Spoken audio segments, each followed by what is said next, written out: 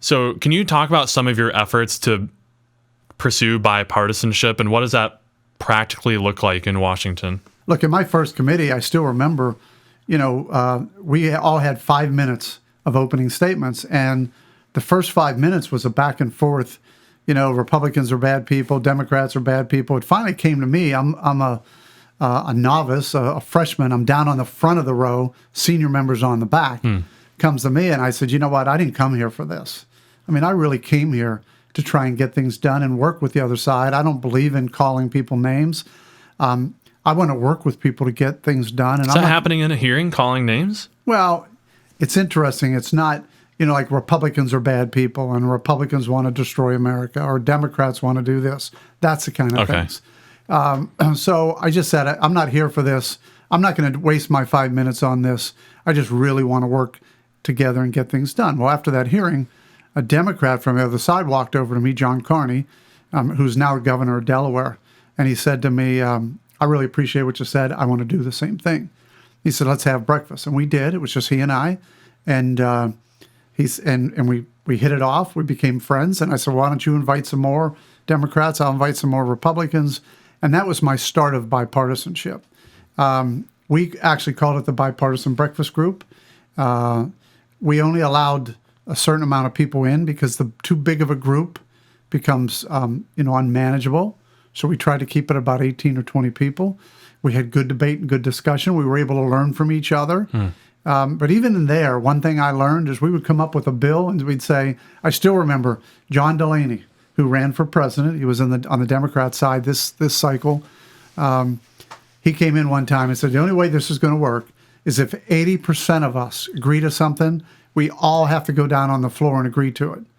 Well, I was okay with that, but there were a lot of members who said, I can't do that, I can't do that. And if you don't stick together, then the bipartisanship is worthless.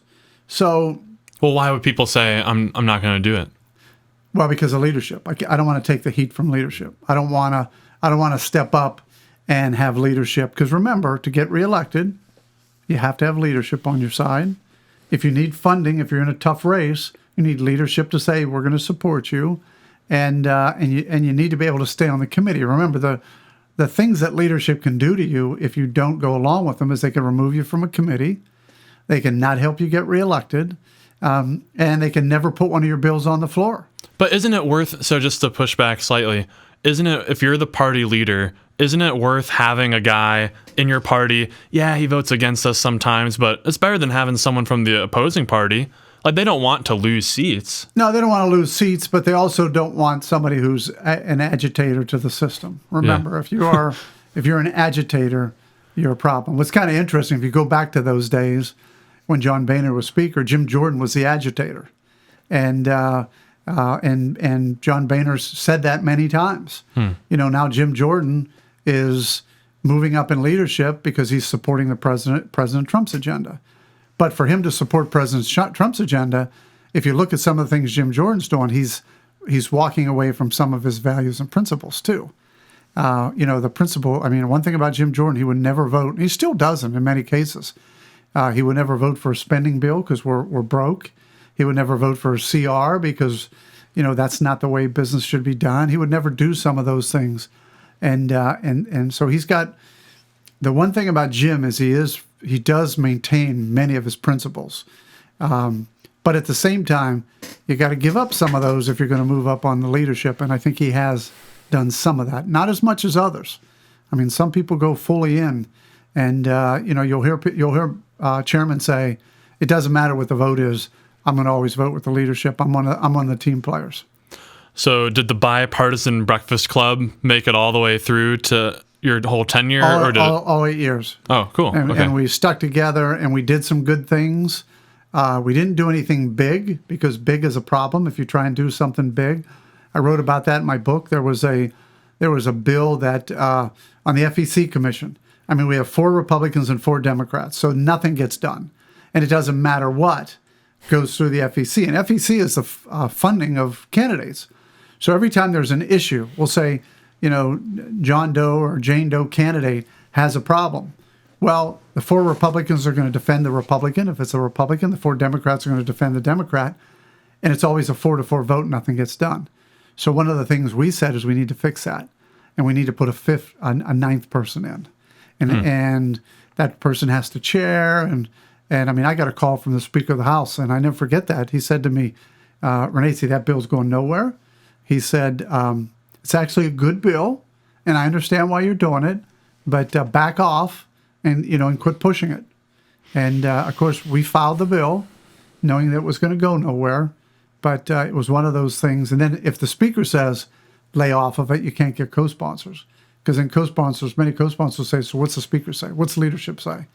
And at that point in time, if you say, well, leadership doesn't want you to do it, they're not going to put their name on it, even if it's a good bill. What are some other efforts of bipartisanship during your time? Just the breakfast thing, or what else did that look like? Well, I think bipartisanship has been able to work with the other side. So I was always willing to. I put this in my book. I remember being at a bipartisan dinner, and many of my Democrat friends were inviting me back to the Democrat Club. That was news to me, that there was a Democrat club and Republican a Democrat club and a Republican club, Yeah. and I still remember, one of the Republicans, Pat Tebow, saying to me, "Nobody goes to the Democrat club." I go, "Well, I'm going," and of course I thought. Then I'm thinking, well, maybe I shouldn't go.